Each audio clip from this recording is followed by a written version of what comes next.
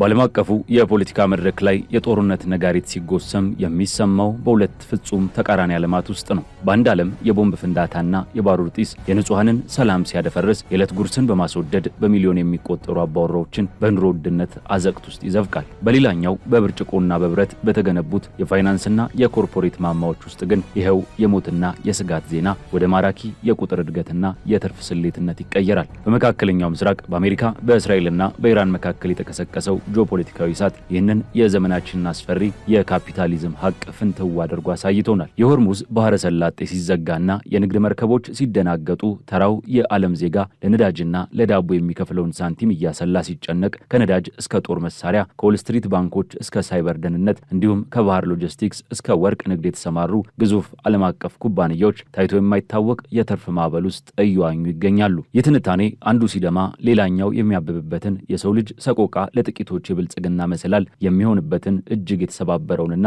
ርህራሄ አልባውን የጦርነት ኢኮኖሚ ድብቅ ገጽታዎች ይፈትሻል። ከመካከለኛው ምስራቅ አሸዋማ በረሃዎች እስከ አውሮፓ የግብይት ማዕከላት ከመርከብ ጭነት ሎጂስቲክስ እስከ ገበሬው ማዳበሪያ ድረስ የተዘረጋው የዚህ ቀውስ ረዥም እጅ ጦርነት እንዴት ለሰፊው ሕዝብ የዕዳ ሰነድ ለጥቂት ኮርፖሬሽኖች ደግሞ የትርፍ ቼክ ሆኖ እንደሚፈረም በተጨባጭ ያሳየናል። ይህ አባይ ሪፖርት ዓለም አቀፍ ትንታኔ ነው። የዓለምን ፖለቲካ በሰፊው የምንዳስስበት መድረክ። ለቻናላችን አዲስ የሆናችሁ ሰብስክራይብ በማድረግ አብራችሁን ቆዩ።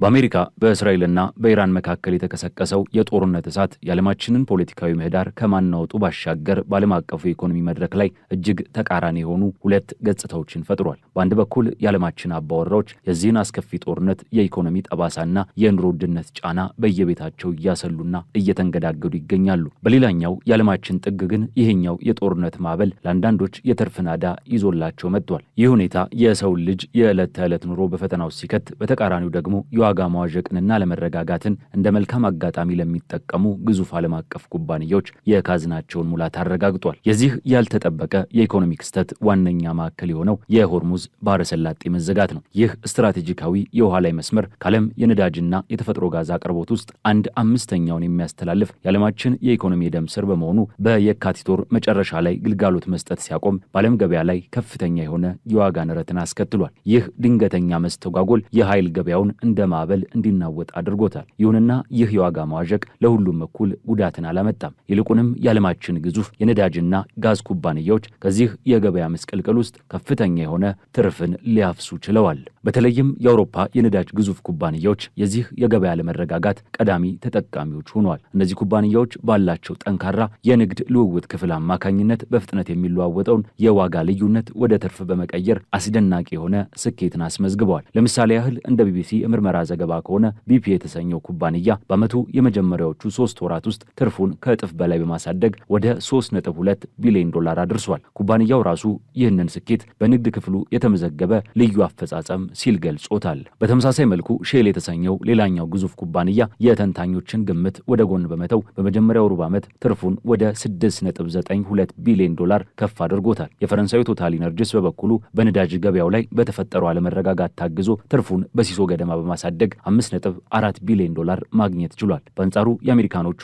ኤክሶን ሞቢል እና ቼቭሮን በመካከለኛው ምስራቅ በተፈጠረው የአቅርቦት መስተጓጎል ምክንያት ካለፈው ዓመት ተመሳሳይ ወቅት ጋር ሲነጻጸር የትርፍ መጠን ቅናሽ ቢያሳዩም አሁንም የተንታኞችን ግምት ያሟላ አፈጻጸም አስመዝግበዋል። የነዳጅ ዋጋ ጦርነቱ ከመጀመሩ በፊት ከነበረበት በእጅጉ ከፍ ብሎ በመቀጠሉ እነዚህ የዩናይትድ ስቴትስ ኩባንያዎች በዓመቱ ቀሪ ወራት የተሻለ ትርፍን እንደሚያገኙ በሙሉ ልብ ይጠበቃሉ። ከነዳጁ ዘርፍ የትርፍ ፏፏቴ ባሻገር የገንዘብና የፋይናንስ ኢንዱስትሪውም የዚህ ጦርነት ሌላኛው ተጠቃሚ መሆኑን የዎል ስትሪት ግዙፍ ባንኮች አፈጻጸም ይመሰክራል። ጦርነቱ በፈጠረው ስጋትና ለመረጋጋት ምክንያት የዓለም አቀፉ የፋይናንስ ገበያ ከፍተኛ የሆነ መነቃቃትን አሳይቷል። ባለሀብቶች አደጋ ካለባቸው አክሲዮኖች በመሸሽ ገንዘባቸውን ይበልጥ አስተማማኝ ወደሆኑ የኢንቨስትመንት አማራጮች ለማሸጋገር ሲራወጡ፣ ሌሎቹ ደግሞ ከዋጋው መውረድና መውጣት ትርፍ ለማግኘት የንግድ ልውውጣቸውን አጧጥፈዋል። በዚህም JP ሞርጋን የተባለው የባንክ ተቋም የንግድ ክፍል ብቻ በ2026 በመጀመሪያዎቹ 3 ወራት 11.6 ቢሊዮን ዶላር ገቢ በማስገባት ለባንኩ ታሪክ ሁለተኛውን ከፍተኛ የሩብ ዓመት ትርፍ አስገኝቶለታል። ከጄፒ ሞርጋን በተጨማሪ ሌሎች ቀዳሚ የተባሉት 6ቱ ግዙፍ ባንኮች ባንክ ኦፍ አሜሪካ፣ ሞርጋን ስታሊን፣ ስቲ ግሩፕ፣ ጎልድማን ሳክስ እና ዌልስ ፋርጎን ጨምሮ በአጠቃላይ 47.7 ቢሊዮን ዶላር የሩብ ዓመት ትርፍን አስመዝግበዋል። የዌልስ ክለብ ዋና ኢንቨስትመንት ስትራቴጂስት የሆኑት ሱዛና ስትሪተር ለቢቢሲ እንደሚያብራሩት ይህ ከፍተኛ የንግድ ልውውጥ በተለይም እንደ ሞርጋን ስታሊን እና ጎልድማን ሳክስ ላሉት የኢንቨስትመንት ባንኮች ትልቅ በረከት ሆኖላቸዋል። ጦርነቱ የፈጠረው ስነ ልቦናዊ ተጽዕኖ አንዳንዶቹን በፍርሃት አክሲዮኖቻቸውን እንዲሸጡ ሲያስገድድ፣ ሌሎቹን ደግሞ የወረደውን ዋጋ በመግዛት የትርፍ ዕድላቸውን እንዲያሰፉ አድርጓል። ይህ የፋይናንስ ተቋማቱ ከሚያደርጉት የእያንዳንዱ የገበያ እንቅስቃሴዎች የኮሚሽንና የልውውጥ ትርፍ እንዲያካብቱ በር ከፍቶላቸዋል። ወደ መከላከያና የጦር መሳሪያ አምራቾች ኢንዱስትሪው ስናመራ ደግሞ የትርፍ መንገዱ ይበልጥ ቀጥተኛና ገሃድ ሆኖ እናገኘዋለን። ጦርነት በተፈጥሮው የጦር መሳሪያዎችን ፍጆታ የሚያፋጥንና የሀገራትን የጸጥታ ስጋት የሚያባብስ በመሆኑ የመከላከያ ኩባንያዎች የዚህ ክስተት ፈጣን ተጠቃሚዎች መሆናቸው አልቀረም። ከፍተኛ ተንታኝ የሆኑት ኤማሊሳዊች ትዝብት እንደሚያሳየው ይህ ጦርነት በአየር መከላከያ አቅም ላይ ያሉትን ክፍተቶች ቁልጭ አድርጎ በማሳየቱ በአውሮፓና በአሜሪካ የሚሳኤል መከላከያዎች፣ የጸረ ድሮን ስርዓቶችና ወታደራዊ ትጥቆች ላይ የሚደረገው መዋለ ንዋይ ኢንቨስትመንት በከፍተኛ ፍጥነት አሳድጎታል። መንግስታት በጦርነቱ ምክንያት ያሟጠጡትን የጦር መሳሪያ ክምችት መልሰው ለመሙላት የሚያደርጉት ጥድፊያ ለኢንዱስትሪው ትልቅ የገበያ ዕድልን ፈጥሯል። የኤፍ-35 የጦር ጀቶች አካላትን የሚያመርተው BAE ሲስተምስ በዓመቱ የሽያጭና የትርፍ እድገት እንደሚጠብቅ አስታውቋል። በዓለም ዙሪያ እየጨመረ የመጣው የጸጥታ ስጋት መንግስታት ለመከላከያ የሚመድቡትን በጀት እንዲያሳድጉ ማስገደዱ ለኩባንያው አጋዥ ከባቢን ፈጥሮለታል። እንደ ሎክሂድ ማርቲን፣ ቦይንግና ኖርዝሮፕ ግሩማን የመሳሰሉ የዓለማችን ግዙፍ የመከላከያ ተቋራጮችም በ2026 የመጀመሪያ ሩብ ዓመት ማብቂያ ላይ በታሪካቸው ከፍተኛ የተባለውን የትዕዛዝ ክምችት ተቀብለዋል። ምንም እንኳን ዘርፉ ከቅርብ ዓመታት ወዲህ ከፍተኛ እድገት ቢያሳይም አክሲዮኖቹ ከተገቢው በላይ ዋጋ ተተምኖላቸዋል ከሚል ስጋት የተነሳ ከማርች አጋማሽ ጀምሮ በመጠኑ የዋጋ ማሽቆልቆል ታይቶባቸዋል። ሆኖም የኩባንያዎቹ መሰረታዊ የንግድ ፍሰት በከፍተኛ ደረጃ እንደተነቃቀ ይገኛል። ከዚህ ሁሉ ምስቅልቅልና ጥፋት ውስጥ ያልተጠበቀ አዎንታዊ ተጽዕኖ ያረፈበት ዘርፍ ቢኖር የታዳሽ ኃይል ኢንዱስትሪው ነው። የመካከለኛው ምስራቅ ጦርነትና የሆርሙዝ ባህረ ሰላጤ መዘጋት በነዳጅ አቅርቦት ላይ የፈጠረው ስጋት ዓለም ከቅሪተ አካል ነዳጆች ጥገኝነት መላቀቅ እንዳለባት በግልጽ አስገንዝቧል። ሱዛና ስትሪተር እንደገለጹት ይህ ክስተት በታዳሽ ኃይል ዘርፍ ላይ ያለውን ፍላጎት በከፍተኛ ደረጃ አነቃቅቶታል። በአሜሪካ የትራምፕ አስተዳደር ቆፍረው የኔ ልጅ ቆፍረው በሚል መፈክር የነዳጅ አጠቃቀምን ለማበረታታት ቢሞክርም የጦርነቱ መዘዝ ግን የንጹህ ኃይል ኢንቨስትመንትን ለሀገራት ኢኮኖሚያዊ መረጋጋትና ድንገተኛ አደጋዎችን ለመቋቋም ወሳኝ መሆኑን አሳይቷል። የዚህ ጽንሰ ሐሳብ ተግባራዊ ማረጋገጫ የሚሆነው በፍሎሪዳ የሚገኘው ኔክስቲራ ኢነርጂ የተሰኘው ኩባንያ ሲሆን ባለሀብቶች ወደ ዘርፉ በገፍ መግባታቸውን ተከትሎ የኩባንያው አክሲዮን በዚህ ዓመት ብቻ በ17 በመቶ ከፍ ብሏል። የዴንማርክ የንፋስ ኃይል ግዙፎቹ የሆኑት ቬስታስና ኦርስትድ እንዲሁም አስደናቂ የትርፍ እድገት ማሳየታቸው የኢራን ጦርነት በታዳሽ ኃይል ኩባንያዎች ላይ የፈጠረው አዎንታዊ ንቃትን ያጎላል። በዩናይትድ ኪንግደም የሚገኘው ኦክቶፐስ ኢነርጂ እንደገለጸው ጦርነቱ በሶላር ፓነልና በሙቀት ማመንጫ ሽያጭ ላይ ግዙፍ መነቃቃትን ፈጥሯል። በተለይም የካቲት ወርን ተከትሎ የሶላር ፓነል ሽያጭ በ50 በመቶ አድጓል። ከዚህ በተጨማሪም የነዳጅ ዋጋ መናር የኤሌክትሪክ ተሽከርካሪዎችን ፍላጎት በእጅጉ የጨመረው ሲሆን በተለይም የቻይና አምራቾች ይህንን አጋጣሚ በአግባቡ በመጠቀም የገበያ ድርሻቸውን እያሰፉ ይገኛሉ። ከነዚህ ቀደም ሲል ከተዳሰሱት ግዙፍ ዘርፎች በተጨማሪ የባህር ትራንስፖርትና የሎጂስቲክስ ኢንዱስትሪው የዚህ ግጭት ሌላኛው ያልታሰበ ተጠቃሚ ሆኖ ብቅ ብሏል። የሆርሙዝ ባህረ ሰላጤን ጨምሮ የቀይ ባህርና የኤደን ባህረ ሰላጤ የንግድ መርከቦች እንቅስቃሴ በከፍተኛ የጸጥታ ስጋት ውስጥ በመውደቁ ዓለም አቀፍ የጭነት መርከቦች አጫጭር የጉዞ መስመሮቻቸውን በመተው ረዥምና አማራጭ መንገዶችን ለምሳሌ በአፍሪካ ኬፕ ኦፍ ጉድ ሆፕ ዙሪያ ለመጓዝ ተገደዋል። ይህ የጉዞ መራዘም የትራንስፖርት ጊዜን ከማጓተቱን ባሻገር የነዳጅ ፍጆታንና የኢንሹራንስ ወጪን አሻቅቦታል። የዚህ ቀጥተኛ ውጤት ደግሞ የኮንቴነር ማጓጓዣ ታሪፍ በዓለም ገበያ ላይ በከፍተኛ ፍጥነት እንዲንር ማድረጉ ነው። በዚህ ምክንያት እንደ ማርስክና ሃፓግሎይድ የመሳሰሉት የዓለማችን ግዙፍ የባህር አጓጓዥ ኩባንያዎች ምንም እንኳን የሥራ ማስኬጃ ወጪያቸውን ቢጨምርም ያደረጉት የዋጋ ጭማሪ ግን እጥፍ ድርብ ሆኖ የትርፍ መጠናቸውን በከፍተኛ ደረጃ አሳድጎታል።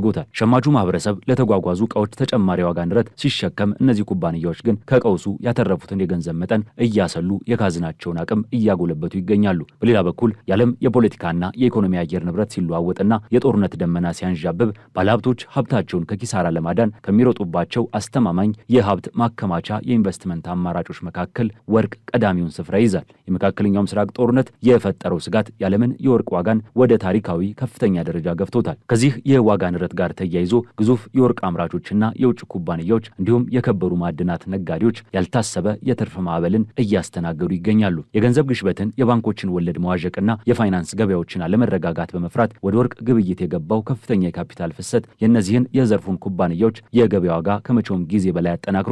የሰው ልጅ በፈጠረው ግጭት ምክንያት በየዕለቱ በሚፈጠረው ፍርሃት ውስጥ የወርቅ አምራቾች ትርፍ የገበያውን ስነ ልቦናዊ ክፍተት በመሙላት እያደገ መጥቷል።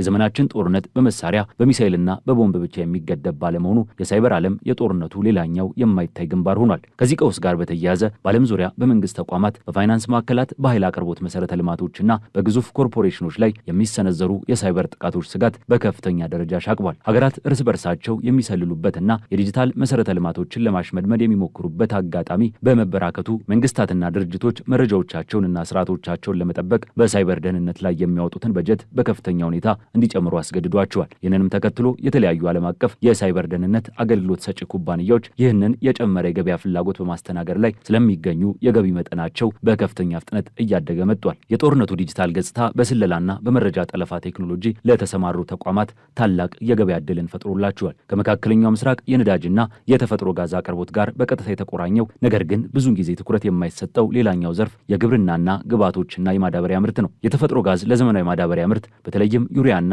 አሞኒያ ለተባሉ ዋነኛ ጥሬ ዕቃ በመሆኑ በኃይል አቅርቦቱ ላይ የተፈጠረው ቀውስ በማዳበሪያ አቅርቦት ሰንሰለት ላይ ፈጣን መስተጓጎልን ፈጥሯል። ይህን የአቅርቦት እጥረትና የጥሬ ዕቃ ውድነት ዓለም አቀፍ የማዳበሪያ ዋጋን እንዲንር ያደረገ ሲሆን ከግጭቱ ቀጠና ውስጥ ያሉ ለምሳሌ በሰሜን አሜሪካና በሌሎች አካባቢዎች የሚገኙ ግዙፍ የማዳበሪያ አምራቾች ኩባንያዎች የተፈጠረውን የዋጋ ጭማሪ በመጠቀም ከፍተኛ ትርፍን እያጋበሱ ይገኛሉ። ይሁንና ይህ ሁኔታ በአንድ በኩል ለኩባንያዎች የትርፍ ምንጭ ሲሆን፣ በሌላ በኩል ግን በታዳጊ ሀገራት ለሚገኙ አርሶ አደሮች የግብርና ወጪን በማስወደድ በዓለም የምግብ ዋስትና ላይ የራሱን አስፈሪና አሉታዊ ጥላ እያጠላ ይገኛል። እነዚህ ተጨማሪ ዘርፎች የሚያስገነዝቡት መሰረታዊ ሀቅ ቢኖር የጦርነት ኢኮኖሚ ማዕበል የሚያስከትለው ተጽዕኖ በነዳጅና በመሳሪያ ንግድ ብቻ የሚቆም አለመሆኑን ነው። ከመርከብ ጭነትና ሎጂስቲክስ እስከ ሳይበር ደህንነት እንዲሁም ከወርቅ ንግድ እስከ ግብርና ግብዓቶች ድረስ የተዘረጋው የዓለም የኢኮኖሚ ድር የግጭትን አስከፊነት ለጥቂት ተቋማት የብልጽግና መሰላልን አድርጎ የሚቀይርበት ስልት ምን ያህል ሰፊና የተሳሰረ መሆኑን በተጨባጭ ያሳየናል። እያንዳንዱ የፖለቲካ ውሳኔና ወታደራዊ እርምጃ በዓለም አቀፍ የንግድ መስመሮች ውስጥ ሲያልፍ የሰዎችን ሕይወት የሚያናጋበትን ያህል በድርጅቶች የሂሳብ መዝገብ ላይ የትርፍ አሃዞችን የሚያትምበት አሳዛኝ የዘመናችን የኢኮኖሚ ውደት መሆኑን እነዚህ ኩነቶች